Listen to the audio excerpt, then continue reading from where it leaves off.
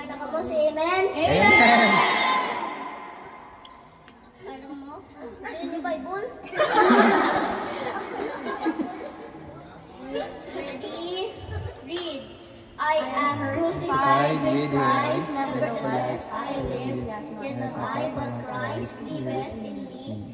And the life which I have lived now in the flesh, I live by the faith of the Son of God, who loved me and gave himself for me. Okay, let us pray. Heavenly Father, Lord, thank you, Lord, to guide me to the life to live, Lord. Lord, give us wisdom, Lord, para matanan man naman ang iyong pulong, Lord. Lord, thank you, Lord, na-ready kami, Lord, sa Imaras, Lord. Lord, thank you, Lord. Nagkaman kami safety pa kada di, Lord. Just pray. Amen. Amen. May I request now to everybody, please sit down. Sit down. Humble Galatians 2:20. I am crucified with Christ, nevertheless I live. Yet not I, but Christ liveth in me. And the life which I now live in the flesh, I live by the faith of the Son of God, who loved me and gave himself for me. Number one. Ang lesson for today is number 1. I belong to Christ. Amen. I belong to Christ. Amen. Galatians, I am crucified with Christ. Amen. I belong sa Ginoo. So, hindi ka pa sigarilyo.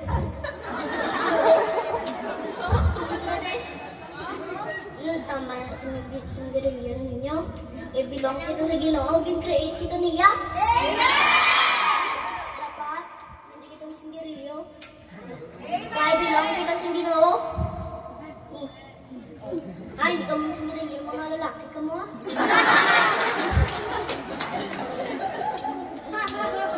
Number 2. Christ lives in me. Amen.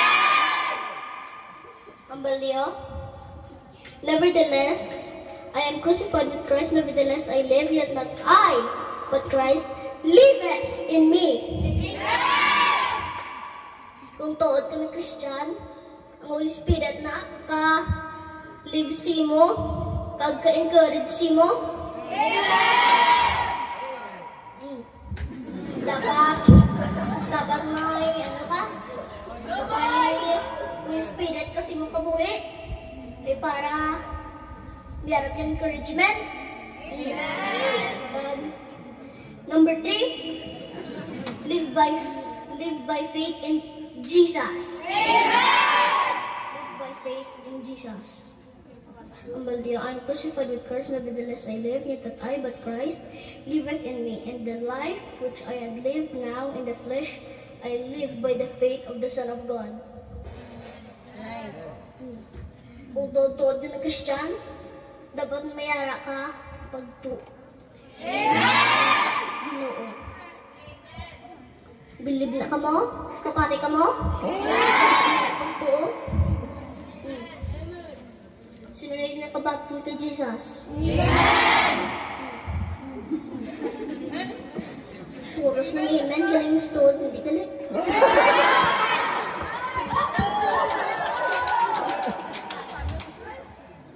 Sure na nakabato na kamo kay Jesus? Amen! Ang basang Romans 6:23, for the wages of sin is death, but the gift of God is eternal life through Jesus Christ our Lord. Ang bayad sa sala, kamatayon. Galing ang Ginoo na planggya kita atag na lang niya isa niya kabata kagipa lang sa para mailuwasan niya ito ng tanan na kasalanan. Psalm John 2:16, for God so loved the world that he gave his only begotten Son, that whosoever believeth in him should not perish but have everlasting life. Amen. Patang mo kay Jesus. Basi mapatay na kumabas. Basi makaroon.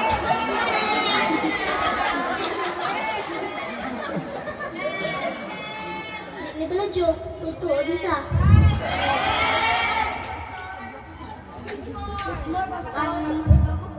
Ang makaluwas lang si mo sa kasalanan paagi kay Jesus Christ. About from John 14:6, I am the way, the truth, and the life. No man cometh unto the Father but by me. Si Jesus lang ang dalan lang pakadto sa langit. Believe na ka mo? Puro tuko, piyong mata, na-pray kita. Heavenly Father, thank you, Lord, na again nagpamati man kami sa imong pulong, Lord. Lord, thank you, Lord, na again tagalman kami sa wisdom, Lord. Nagpamati kami sa imong pulong, Lord. We hope, Lord, na Spirit, Lord, na makanta sa imo, Lord. Lord, thank you, Lord.